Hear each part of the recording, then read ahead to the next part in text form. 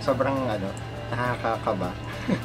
Ito kasi, nung sinabihan kami na manood ng episodes ng Survivor, I got instantly hooked to the show.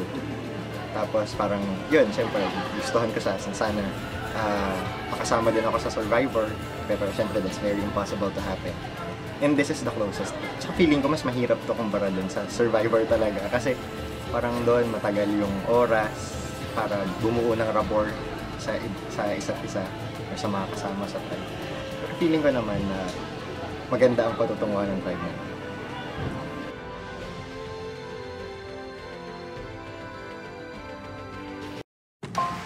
Actually, yun pa lang na binoto ako ng mga girls bilang hindi mo magkakatiwalaan.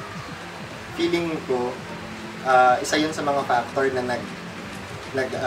nag-encourage sa mga tribe mates ko na ako yung unang iboto. And if they voted me for the same reason, I mean, kanina sa tribal council lumabas na kaya ang basis daw ng voting nila ay weakness sa challenges, which I beg to disagree, that I'm not weak in challenges.